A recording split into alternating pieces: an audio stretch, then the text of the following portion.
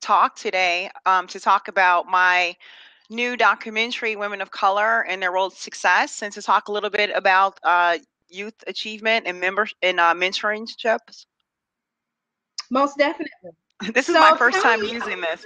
I know, right? This is like a new gadget that I'm doing. The great thing about it is that it automatically posts on YouTube, and so you can share it, and then I can tweet in the midst of people logging on, and then people that log on to that will pop up, and then they can kind of join in on the conversation as they so see fit. So that's the reason why I decided to use it. I like trying new gadgets and different ways to promote. So awesome. Wonderful. So, Alisha, for real, tell me first a little bit about your history of being a mentor. Well, actually, I've been mentoring for a long time. It's part of my family's belief system. We started mentoring or going on mentoring programs and trips with my grandmother through the church, where we would go to single family homes with single mothers, and my grandfather would show the men of the house basically how to take care of the house, carpentry, would work and things of that sort. And my mom would come in and teach my grandmother would come in and teach the girls how to cook. And so we were always taught, charity was important. It's important to get back to your community. But me personally, I basically learned how, important mentorship was in college. And having been partnered with um, different professionals that worked in different industries. And so when you wanted to go and get a job, you would be introduced to a mentor. So under your internship, you would have to, of course, have somebody that kind of looked over you. And that's how I was able to understand what professional mentoring was like as opposed to personal mentoring. And that's kind of how everything started with me as far as mentoring the youth, because part of the corporate program was each year you had to give a certain amount of hours to go in to different programs for mentoring. And they used to actually set one up. And a lot of people have done this back in the 80s and 90s through the Quaker company. And I don't know if you guys remember, off of Chicago Avenue and Laramie, they would take all of the kids out of the Robert Taylor homes that were over there. And we would come after work, like on Thursdays and Fridays, and we would mentor them for math, science, and reading.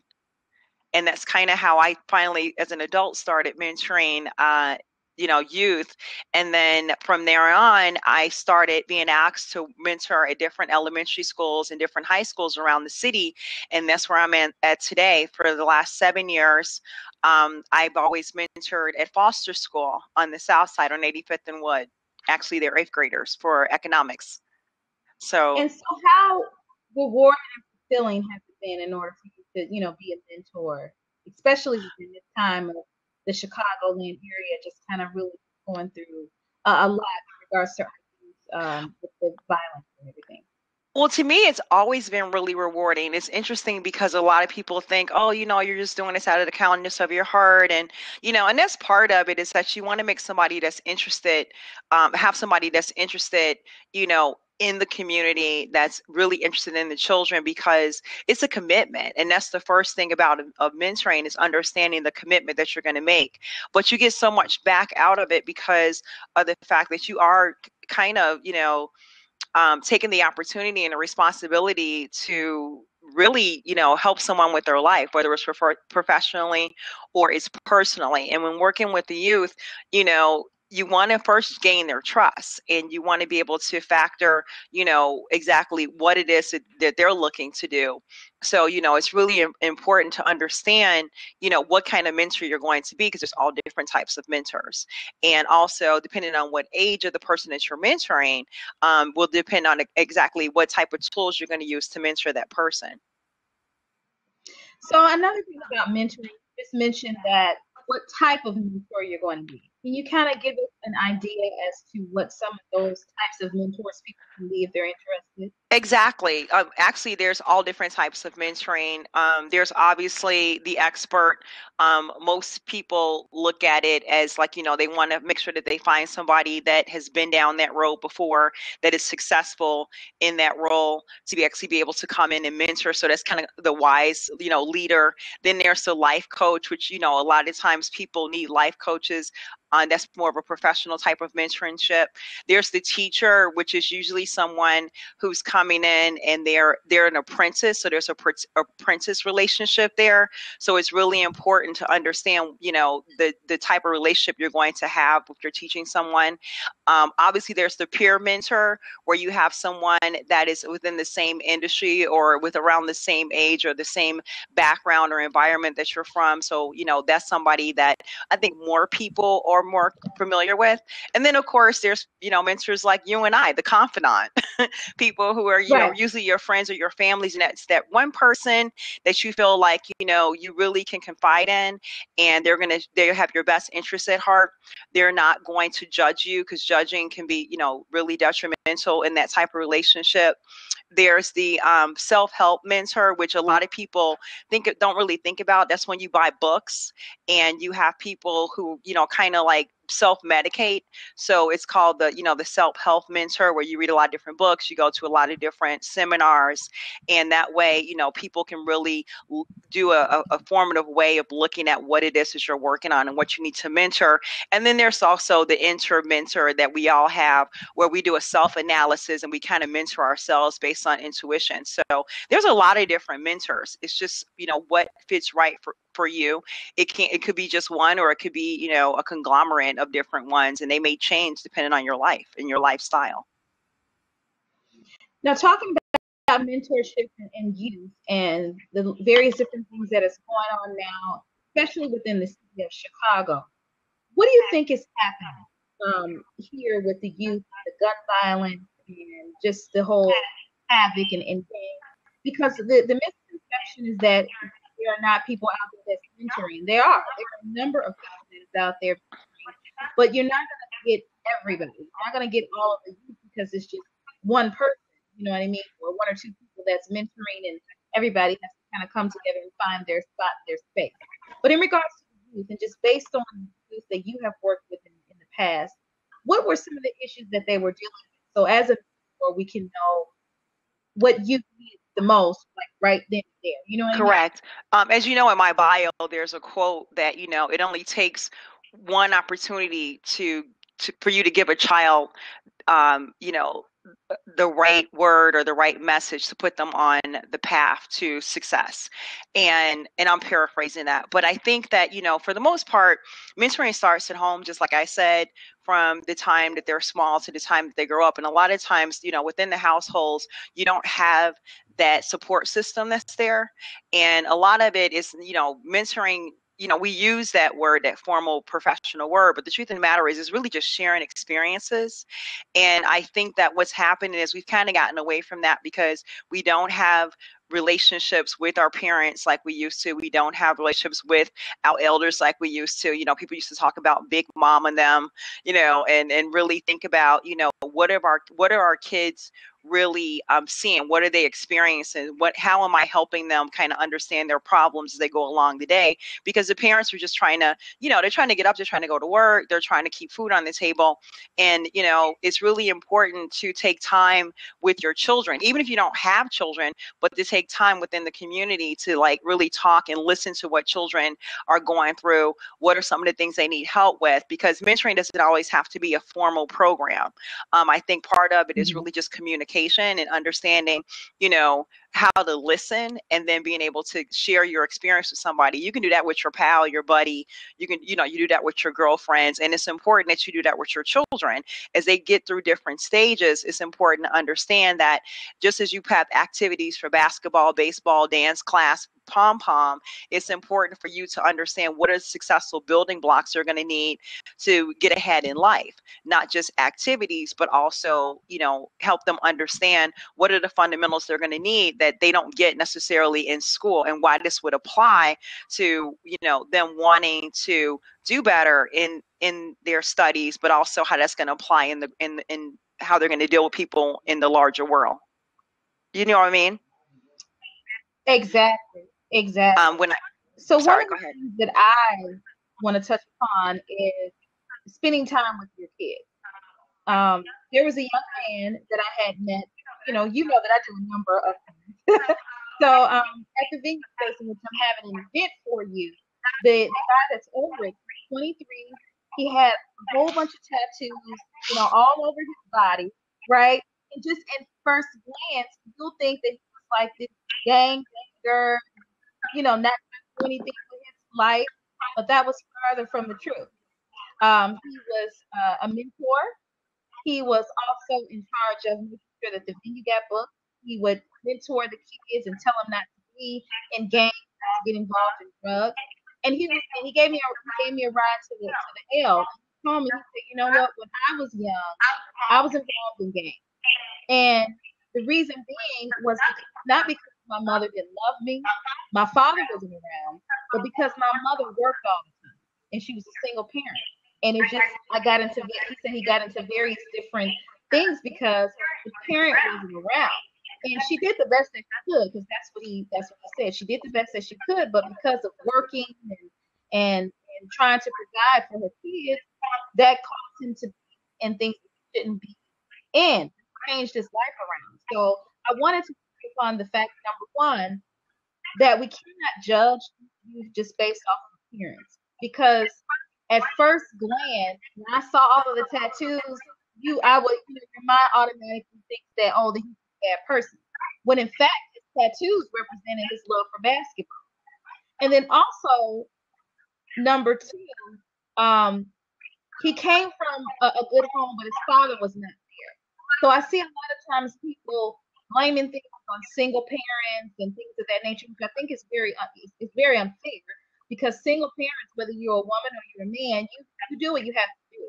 So what do you say in regards to that? I know I said a mouthful, but what do you say in regards to youth that whose parents are in the home, but they work all the time because they're trying to provide for them and they're wanting to get into trouble just because of their peers is just influencing. Because that's another big part of why kids are getting involved in things they shouldn't be in, their peers.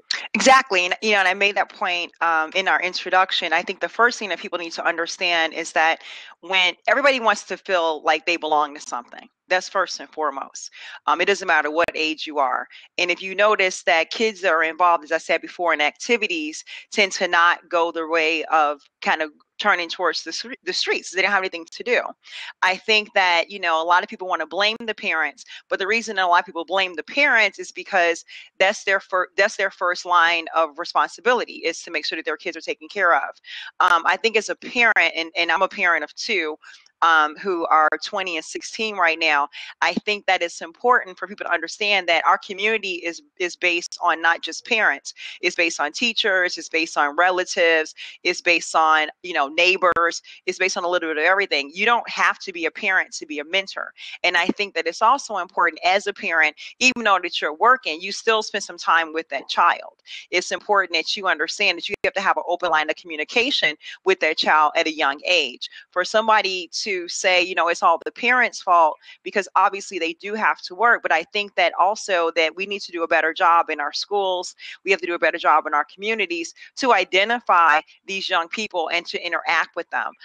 Everybody seems to live in a vacuum right now, where personally and professionally it's just kind of like I'm doing my own thing. But the truth of the matter is that we're part of a collective, we're part of a community, and that's one thing that's different from when we grew up and what the kids have right now. They don't have a whole community sense. A lot of people don't know their neighbors. A lot of people don't know, the type of support systems that are in their neighborhoods, where before, you kind of, they went to the school to say, hey, we have these particular programs outside of the school in this particular community. We have these things at the universities. We have these parent teacher activities that are going on that are here to support the children.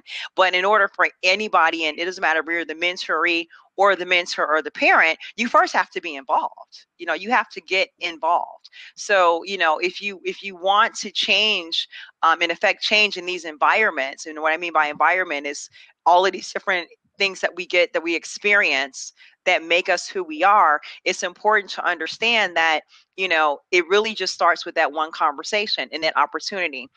Getting to your second point, which is judging people. You can't judge people, just like they say, don't judge a book by its cover. I think it's unfair to judge a person just based on their appearance. I think that everybody has value. And as a mentor, I try and look at what that person's skill set is. I try and find out exactly what it is that that person is trying to achieve in their life, and come up with a basis that we can have free communication and free exchange. And I think that that's where you start to, build those blocks of trust with the mentor, with the mentoree, so that you get a good understanding of what environment they're coming from, so that you can then, figure out what the goals are of that person. Because as a mentor, it's really important that you have a really good understanding of what motivates that person. And if success motivates Yeah. that person, you have to be able to define success. And this is the same thing with the parent. If you're going to be a mentor of a child that, and we have homeless children as well, so they don't have parents. So a lot of them, we try and motivate them by getting them to understand that, what, as an individual, you have already done this for yourself. Here's some other things that, you could do. The ones that do have parents, even when we're at the school, we bring the parents in to the equation, so they're part of the conversation, even though they're not at the school in the program. They're aware of what their child is doing, and they're able to actually measure the success of their child. So then they wind up actually getting involved. Where before, like you said, they're at work, they're like, I'm doing this, I'm doing that. And they say, well, Right. now that he's been going to this program, and now she's going to this program, she's actually come back to me to say, hey, mom, this is what I'm doing now, and I want to continue on this effort. There's a lot of different programs around the city of Chicago that are giving kids the alternative, that are free of charge, to come in, learn skill set, learn job training, get free educational programs to learn, how to fill out a resume, how to fill out applications for school, how to box, how to dance. I mean, there's so many, how to model. I mean, I know you have a program like that. So I think Mhm. it's really just, identifying exactly what the goals are of these kids in this community, and then following that pace. Yeah, I think you mentioned a lot of good things. I want to acknowledge people that we have on the lab. Um, you, they are acknowledging that we have lost. It takes a village to raise a child. Yes. Don't don't judge a book by its cover. So everyone wants to feel like they belong to something. So true. So thank you guys for tuning in and commenting in our message box. If you have any questions for Alisha, she is a wealth of resources. We have a number of people that's logging on now. If you want to join the discussion, I can also open up the seats for you to talk to Alisha personally. So, like I said, Alisha is amazing. She's an amazing mentor. She has the accolades in order to prove that. I just want to gears a little bit, talk about an adult mentoring in regards to women in business. You recently shot a documentary called Women of Color and Their Road to Success. Tell me a little bit about what prompted you to do that documentary and what's going on with it now, because it was the event that we attended and we did was successful, and just want to know what you're going from there. Well, it was a really exciting project, and it actually came together very organically.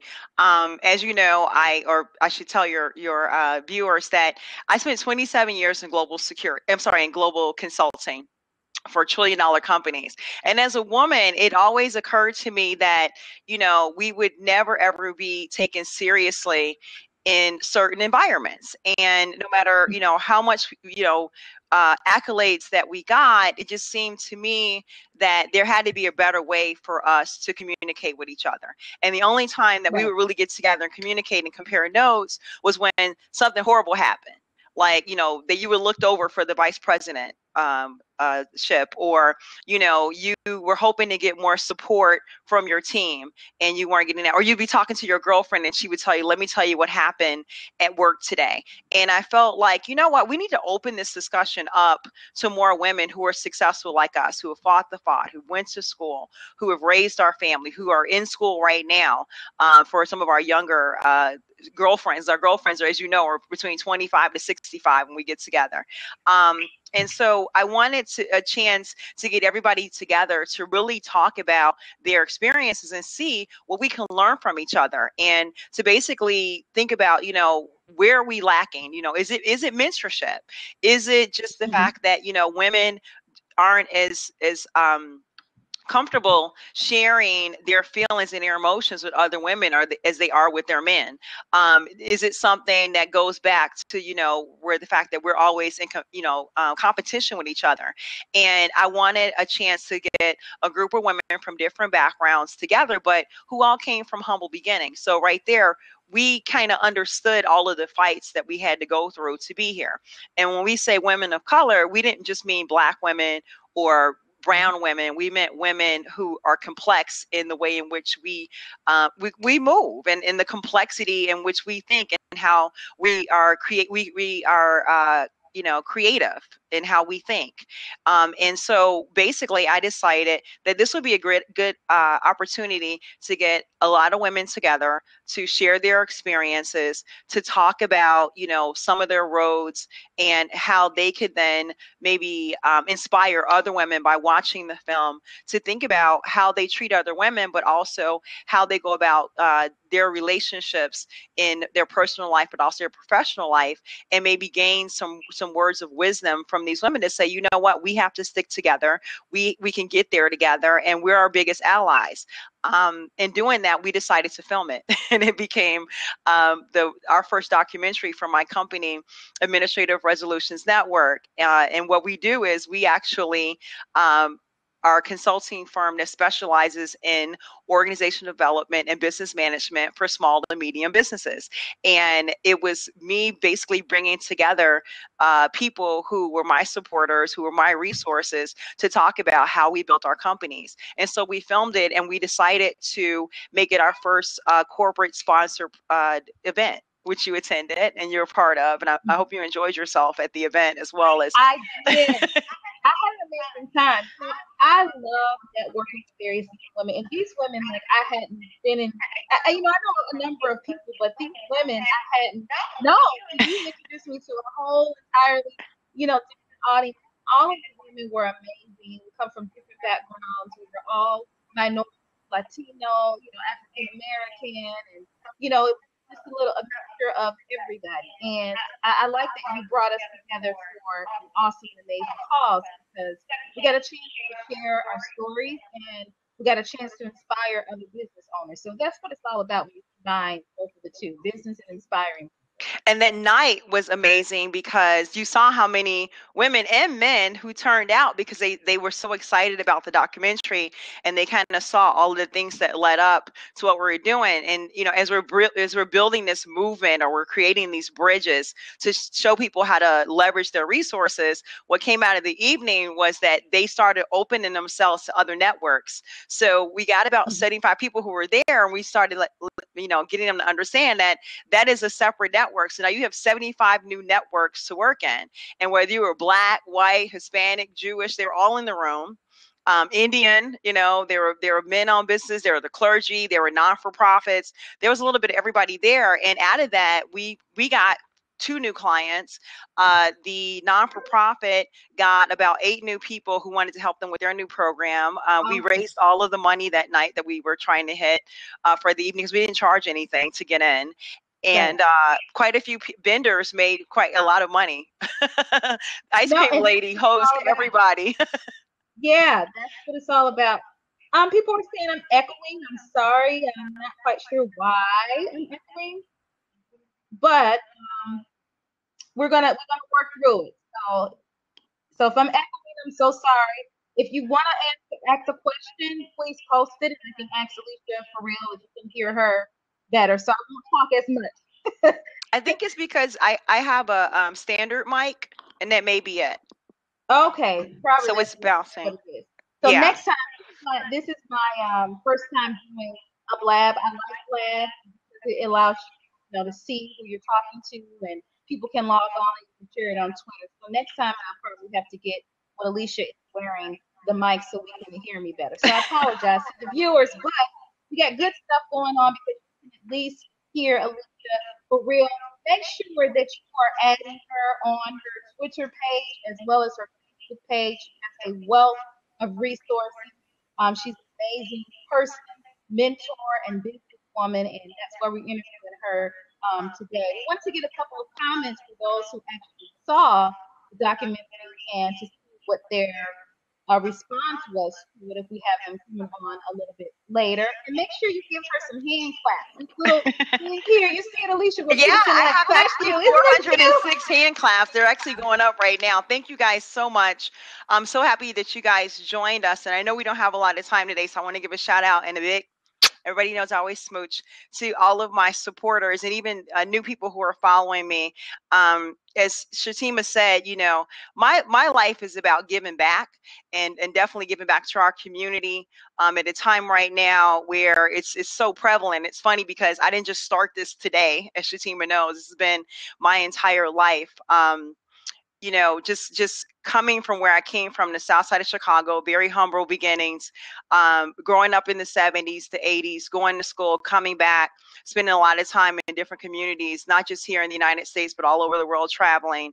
And my background, in education, modeling for many, many years, doing movies, television, radio. When I decided to go out and start my own company, it was really important that we started to rebuild the small businesses within our community. And the reason that I focused on that was because I really think that those are the people who actually give us the opportunities.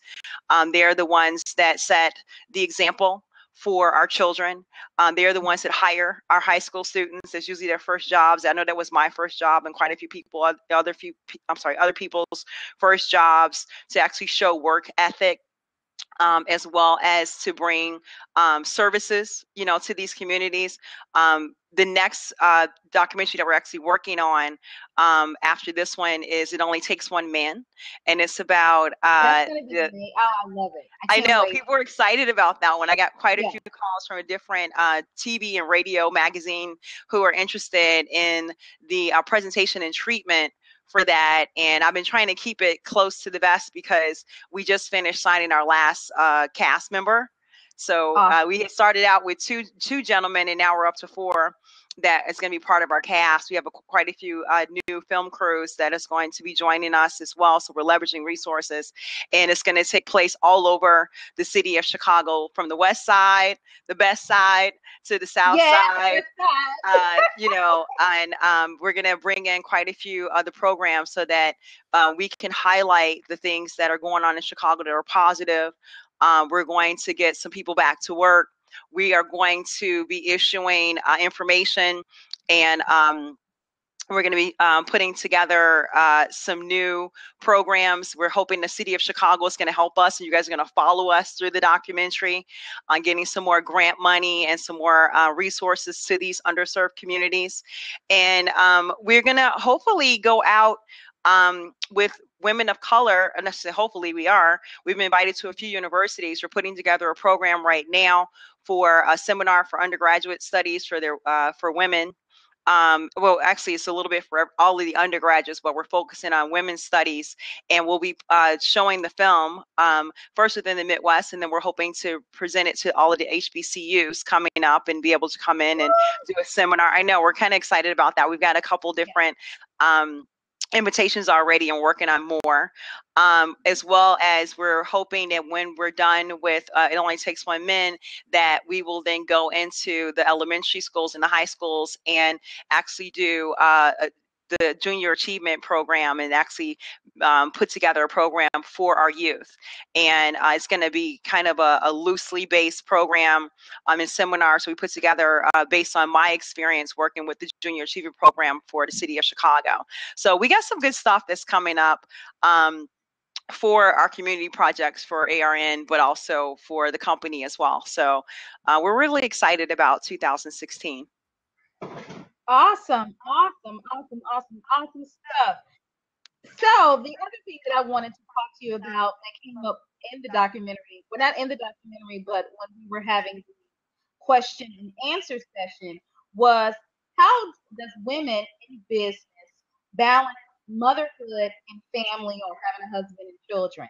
So can you kind of elaborate on that? Because for women, it seems to be a little bit harder, for whatever reason, because we generally are the nurturers, we family are the ones that take care of the children from a nurturing perspective while our husbands or significant others work. You know what I mean? So how can you balance being a businesswoman such as yourself and as well as being a mom and wife?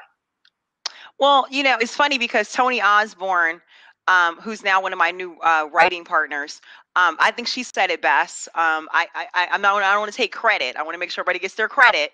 Right. Um, and it's funny too because I'm going to start with something that you said in the documentary as well, which is that you truly have to love yourself first.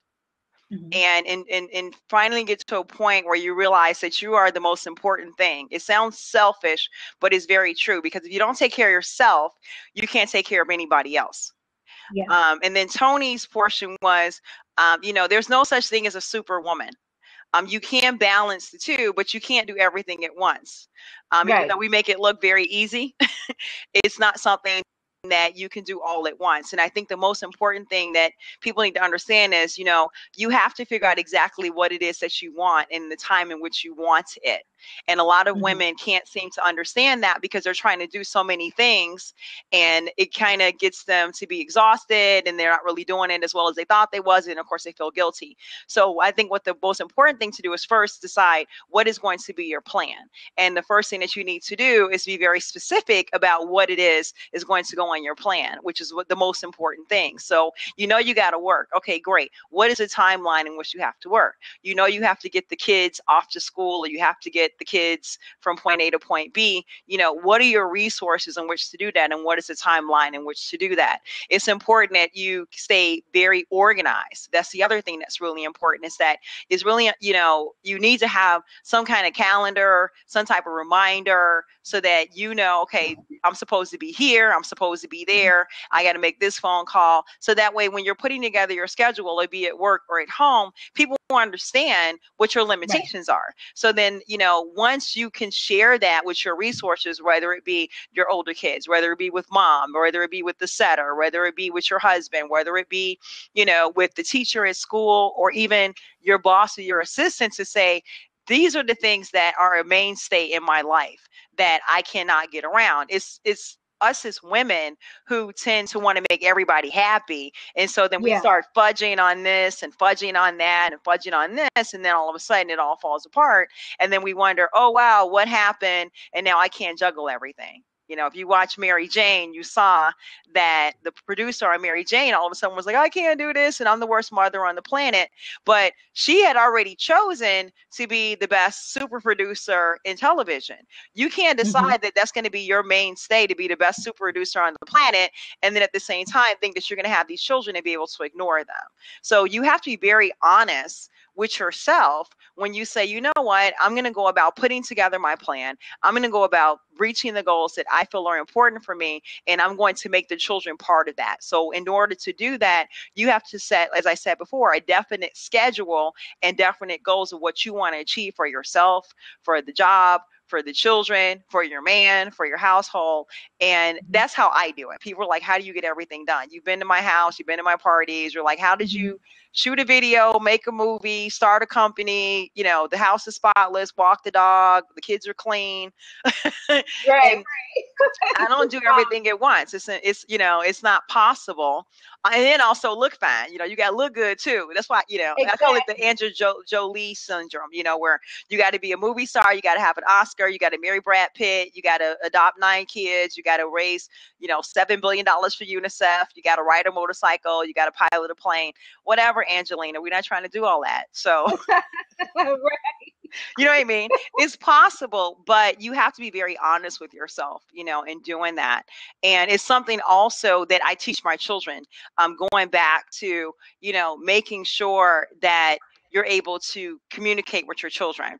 I grew up in a household where, it was like, you don't want to tell your children your problems. I still agree with that, but you do want Mm. to have them understand life lessons, and that, Right. it's important for them to be able to figure things out.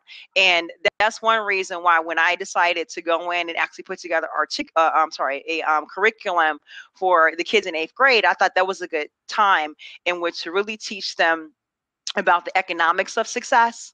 And then it would also include all of the things that go into what steps they were going to make as they went from grammar school to high school, from high school to college, into the job field. But then also, once they got out of the job field, what would it be like once they get to a point where they decided that they wanted to start dating or get married, and what the responsibilities would be for those choices they made in their life, and then of course what the risks were going to be. So for me, I did the same thing with my children first, and I realized that part of that was not only educating myself but then sharing what I learned with my children. Right. And a lot of people don't Exactly. do that.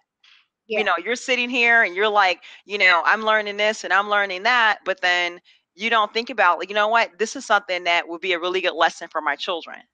Hmm. We really, we know all the fables, the fables, like, don't count your chickens before they hatch. That doesn't mean anything Which if you don't show. was that? Right, That's an but old grandma's favorite. exactly, but they're to teach you, lessons. But a lot of times we use them, but we don't explain to them what the lesson is. So our kids are like, what does that mean? She Exactly. sounds crazy. But what I try and do is not just give them the saying, which we use, as kind of like a smarky kind of remark to certain things that our kids do. I try and then let them understand why that's important. So give Yeah, them, I totally agree. And I like the piece where you are teaching your children the dynamics of entrepreneurship because you have a daughter that is amazing. She is the editor, the right? She edited the whole entire film, right? Yeah, she's actually the producer. She does the Producer. cinematography and she does the editing for a lot of my. She started out doing my videos on my YouTube channel because I'm on YouTube too. If anybody wants to go to YouTube, you can go to Alisha for Real on YouTube or Administrative Resolutions on YouTube. And you get business as well as community videos that we've done. They're usually between like 2 to 5 minutes. But that's kind of how we started. She was like, you do all of these different events and programs, but, no one sees them. And everybody's like, these are amazing. So she started filming them for me. And that's how I really just started my following. I went from 0 to over 6,000 followers in 3 months. I don't know Mhm. why, at Oh, least for real. I guess it's exciting. But, yeah, she was like, you really need to share this so that people learn and that people get excited about what you're doing and start, being able to visualize what you're doing. And then now I'm getting people who are copying a lot of the programs that I'm doing, which is kind of exciting. But yeah, I mean, my son's the same way. He's in fashion. He's at Columbia. He does. He's going to merchandising, and he's also doing advertising for a lot of the large fashion houses. He works right now doing a lot of social media. I hired him and his partner as junior members as part of my digital branding company for hmm, my clients. So they do a lot of the digital branding. They did my first commercial for digital branding online, which you can also see on our YouTube channel. But I think that, these are the type of things that get young people excited because they want to know, where their education is going to take them, you know. exactly. And so, I can share with you, just some quick points if you want of what are some of the things that we do within our particular class in our Sure, go program. ahead. So we were talking about, mentoring your child and what are some of the things that you can do. We came up with the curriculum of economics for success. Now, when they gave me this original program, I rewrote it because there was a lot of games in there. And I thought, well, who wrote this? Because I don't know if this is going to speak to our African American children on the South Side of Chicago playing games, and it's not really going to relate to them every day and what they see and Hmm. what their parents are telling them and what they see on the news, and is going to be relatable.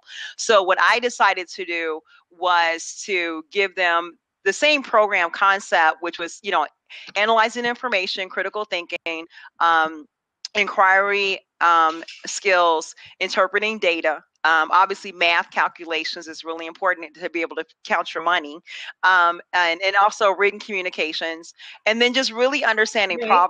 problem solving, and to start teaching them their own self-assessment, which is why a lot of people go wrong with their children, is because they're not teaching them how to self-assess. They just kind of tell them yes and no, and this is good and this is bad and this is right or wrong. But when you're sitting there and you're trying to make a decision on, should I go with my friend cents to steal out of the store? Should I, go with my friends to make this little side money? That, you need to have a little self-assessment to say, you know what, is this going to get me where I want to go by doing this particular act?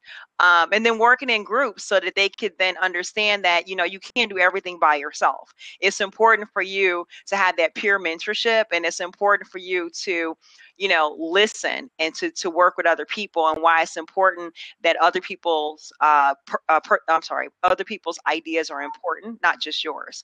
So then we will break it down into 6 different areas. And the first thing that Right. we do is build their confidence. And we have something that's called self-knowledge. So we basically have them sit down and say, you know what, even at this age, you have all of these things. We want you to just write out 3 of the things that you have, which are skills, interests, and values. And what this would do is that it helped us then put it together to decide, what education they would need, what careers they would need, and what other life choices they would need to reach their goals. Because everybody's got a dream. It doesn't matter where you come from. It doesn't matter who you are. And then we would That's go so on true. to teaching them how to be successful. So then we would look at, okay, based on these skills, based on these interests, based on these values that you have, based on your likes and your dislikes, this is the kind of job that would work on that. So look at these jobs. I'm sorry, this is the type of skill sets that would be great for this particular job or this particular area. They would pick all kinds of jobs based on their experiences and their environments. And then we would talk about, okay, well, what kind of education does it take to be that person? And I would always get, I want to be a businessman. And I would say, okay, what kind of businessman? Well, they don't know at these ages. So then we'd have to talk about, once again, well, Right. what do you like? What do you not like? Ex- And then we would go into, understanding, well, what is a salary like that look? What does a salary for that particular job look like? So I would literally give them that salary, like all of it, in like one sitting. So they would have like basically paper money. So, you would be handed based on your right, based on your job, Oh, I and like based that. on the level of education you had and based on the salary that you have, you would get your year's salary in your hand. Then, which is pretty powerful to get $150,000 and say, here's your money. This is how much you made based on your education if you stayed in school. And then we taught them how to actually put together a budget and balance that. And so that's when they started to then use math to say, okay, I got this $150,000. So now I'm going to go and I'm going to do whatever with it. But then it was like, no, you have to open a bank account. You have to understand what your monthly salary really is. What, are you going to have a car? Are you going to have a house? Are you going to have an apartment? Are you going to buy groceries? Are you going to have, clothes? Are you going to buy food? Those type of things. And then they started to see that, okay, all of this money that I'm getting, I have to be able to negotiate what I'm going to do with it. Then we would have the things what I call you need it, you want it, you got to have it, and those are all your vices. So then you start thinking about we have this one game that's called Savory Yeah. Shopper. I would let them play this one game because I think that was where a lot of people went wrong. And it's not necessarily what you want, which would teach you in the game of like you have a certain amount of money of things that you have to buy. But of course, all of the cool stuff were the things that you thought what you needed was the things you have to buy. What you wanted, the things that you had to have, which are of course the luxury items. Then you had to decide, did you want to put it on credit or did you want to pay cash for it?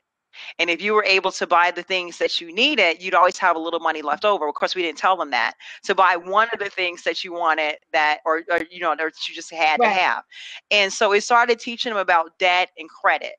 And during that time period, we would then also teach them about your credit score. So what went into your credit score, and also what were some of the other things you had to worry about, like Social Security. What is Social Security? What is FICA? What is credit information? What are credit scores? How do you get one? How do you keep one? And then finally, we would talk about what the risk is and how do you calculate the risks in your life to protect yourself. And we started talking about insurance. We started talking about when you have a family. Hmm. We started talking about when you own a company, when you own a car, why it's important to have insurance, why it's important to respect other people.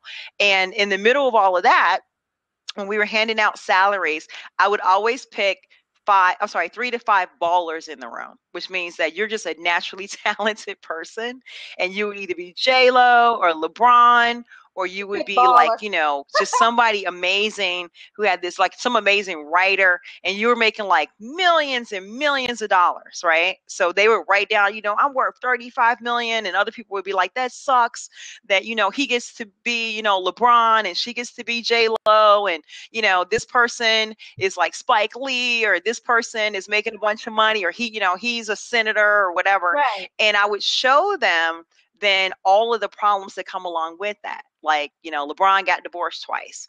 Somebody else, broke their Mhm. leg. So now they're out for the season. Or, J Lo, she was selling a bunch of clothes, but then her biggest like designer left, and then, she lost half of her, line for that summer. So then they had to think about, okay, now what else can I do? Yeah. So then it was Oh, like, that's what happened. oh, wow, because Oh, now it's starting great. to get real.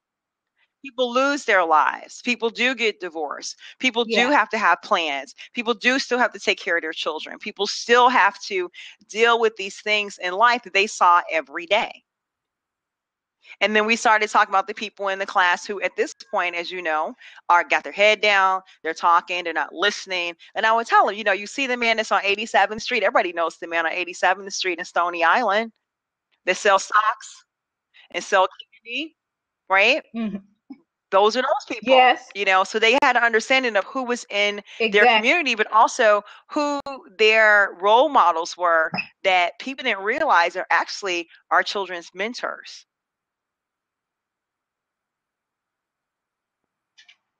Yeah, and I'm looking at Yes. Periscope too because we're also live on Periscope. So I got the phone here taping as we are going here. So hi, my Periscope viewers. We are tuning to Mocha Chocolate TV and radio. As people are joining now, we are here with Alisha for real. If you want to come in on the discussion, you can go to www.blab right here. Oh, you can't see it from there. It's www.blab.in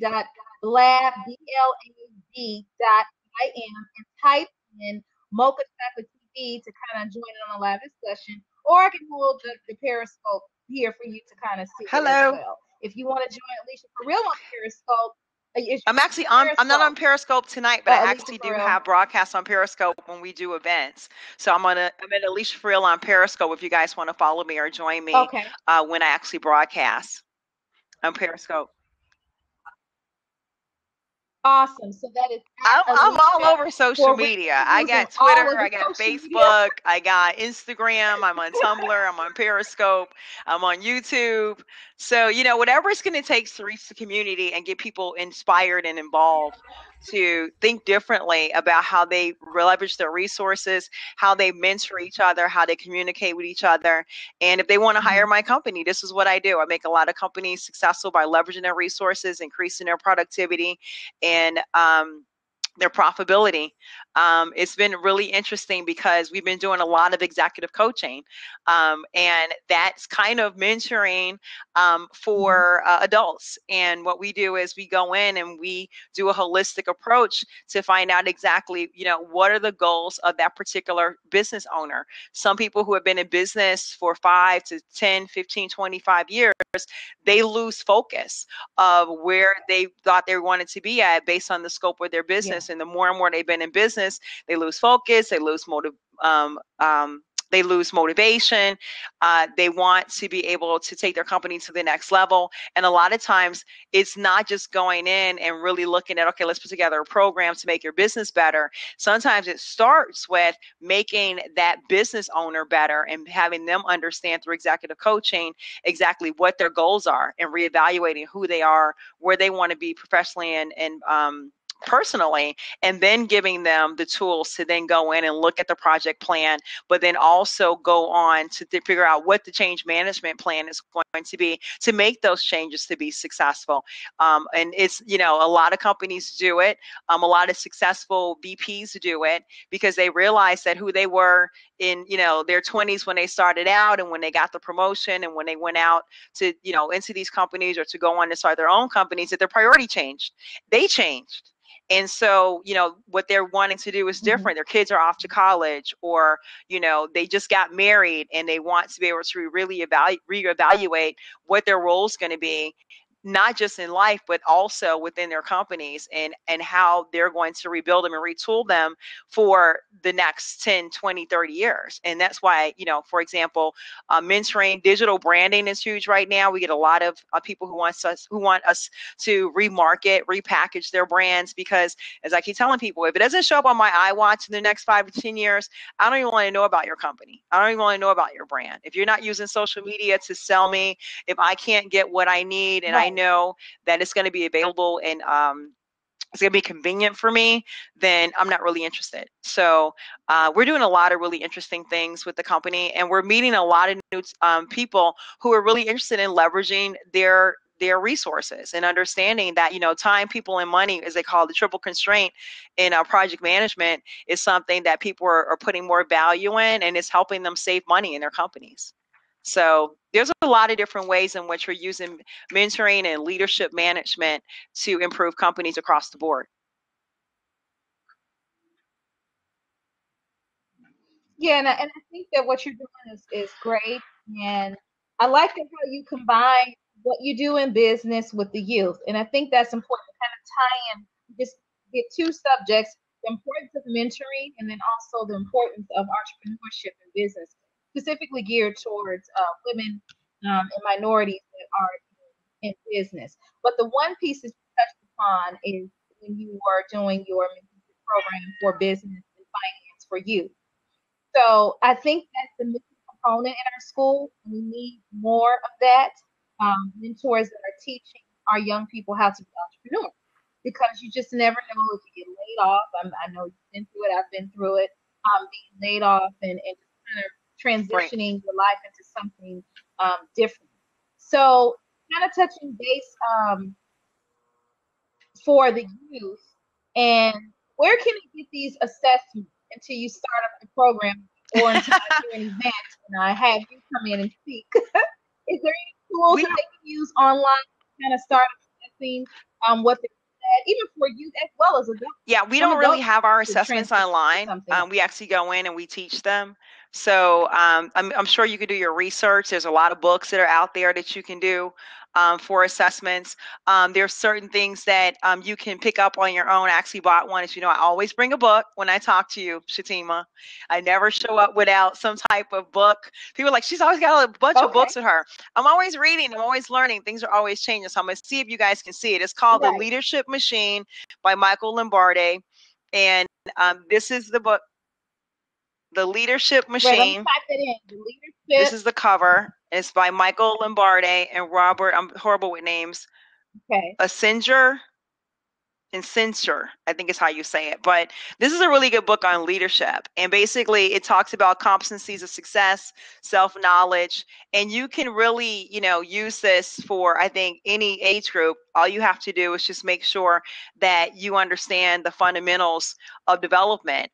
You can also go out online. I mean, now you can research anything on the web and just go in and do a web search. But I think that it's really important that people, it simply starts, and this was, in our last program that we did, which was how we sabotage ourselves in our personal and our professional lives. I don't know if you remember that particular program. With who, what, when, where, why, and how. Who Mhm. is your audience? What do they want? How do they plan on getting there? Where can they get the information? How are they going to use it, to the best of their abilities? And why is it important to that person? And I think that once you start writing just those things down, you can start to develop, what your program's going to be. The other thing is, a lot of people journal. The thing about journaling is that it gives you an idea of, it gives you a chance to slow everything down and take a self-assessment. It gives you a chance to write out your experiences. It gives you a chance to think about the conversations that you had. My company, we are hired for seminars that are based on a plethora of different trainings, from organizational development to strategy management to teaching people the core skills of building out project plans to putting together programs for sustainability, for succession planning, for marketing, imaging. It just depends on what the company uses. But for our youth in particular, I think that it's important for you to really understand what are the gaps, what are the things that you want to get across in that youth. You want to keep them off the streets, find out once again what would they be interested in. If they're not interested in something, talk about some of the things that are available. You have the YMCA, you have the Boys and Girls Club of Chicago, you have a lot of different sports programs that they could be involved in. There are youth programs through all of the different from the universities to the Bulls has one, the Cubs have one, the Chicago Police Department has one. You really just need to do your homework and really look at what are some of the programs they have in your areas for mentorship, as well as some of the schools itself has programs, or like I did with my kids when they were in elementary school, go to the PTA, start the PTA, start your own like you did, you know. Hmm. Yeah, I mean, I started an organization for youth, this modeling and performance arts, and looking to do some more things with that. It's called Model with Speed. So it's really performance arts based, but me having an accounting and business background, which is kind of like what you spoke of, business and teaching the kids how to own their own business. This will gear them more towards performance arts and then maybe incorporate some other things. So it's an amazing thing that you're doing. We steady have people that's coming on the line, which is great. I don't want to keep you long, Alisha, because I know that you are a busy mom and wife and business person. What are some, let's do a recap after everything that we talked about, and then we're going to share this all over social media. You'll get a copy, Okay. and then I'll be posting it everywhere in various different groups for those who missed the actual taping. Let's do a recap of everything we kind of discussed today to kind of leave our followers and viewers with some golden nuggets for women in business or minorities in business, as I well as think, the one thing that I will leave everybody with is that, it's really important to just get involved. It really is. I think that you really need to take the time to widen your network. You really need to get out and talk to other people, find out what their interests are, if their interests are in line with yours. That it's really important to share mhm, information, not just with, your peers, but also with your children to find out exactly what interests them to get them involved. I think it's important for people to understand the reason why we did the Women of Color and Their Road to Success, which is on YouTube. So anybody can go right now and watch the documentary on Alisha for Real on YouTube. And it's only 35 minutes, but I think it'll be a very uplifting 35 minutes for anyone. I think that if you can't post the link, Alicia, I know this is your first time. I'm gonna try to do it. Women of color, uh, YouTube, but if you can post it, if you have access to it. But Yeah, no, if you go join ahead, YouTube, go ahead. yeah, it's under You post a Alicia little. for Real. And so, not just that particular documentary is there, but all of our video about marketing. There's a video about get to know me, so you know a little bit about my background. There's a video that we did on the community, and these are the type of things that we're talking about, which is really important for people to understand that it does take a village, and that it's really important that people understand that you can't judge a book by its cover, and that we're all leaders, and that if you are really interested in making sure that your children get the best experience out of life with the current way in which we're living, with the current environments that we live in, it's important that you reevaluate your relationship with your children, but also within the community, so that if you're around children, you are talking to your neighbors, you're getting to know who's who, you're getting involved in programs, and you will feel better about yourself because you're giving back. And I think that's the thing that's the most rewarding for me, is that I get out of it just as much as I put into it. Raising money and just seeing the exhilaration on people's faces to say, you know what, somebody took the time to ask me about me. Everybody likes to feel included, so get out there and include yourself. Awesome. Get out there and include yourself, and then for the minority women in business, your follow up to that, or It's interesting your because with, quote? like I said, with the out of the documentary, we had a lot of people who wanted us to come and speak at their universities and at their different programs and do seminars based on what we were doing. And I'm just really excited because it's not just, like I said, the women of color is not really necessarily African American women or women who are brown. It's really just about our complexity as women and the fact that we're different in the way that we think from men and our creativity. And I think that there's a power that's there. And so in doing that, we're learning how to communicate better. We're learning how to come together and build coalitions as women.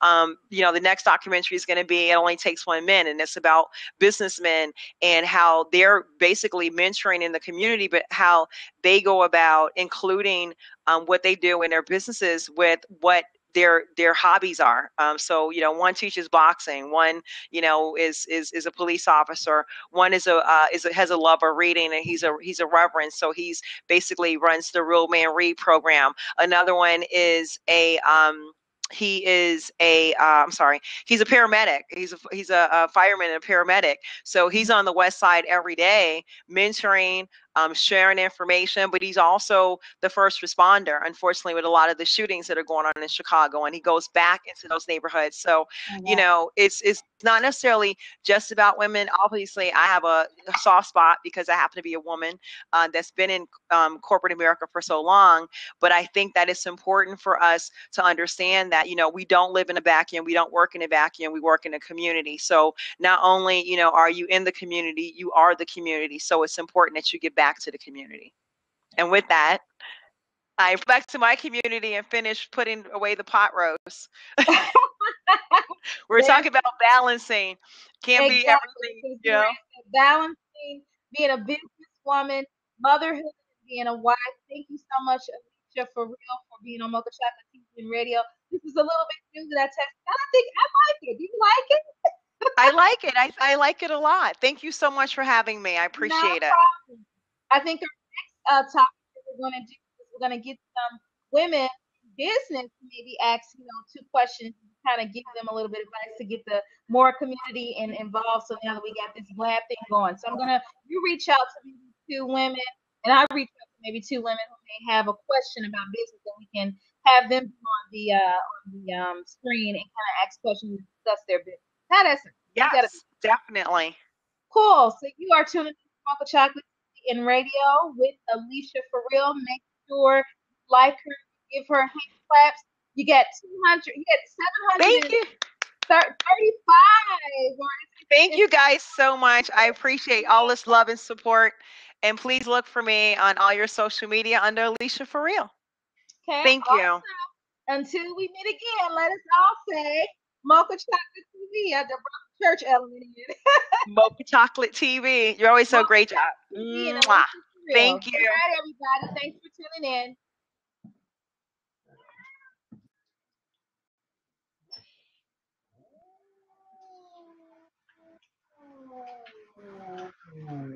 So, hello.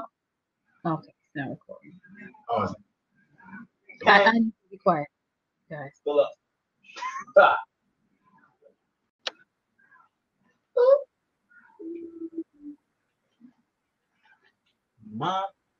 Be quiet.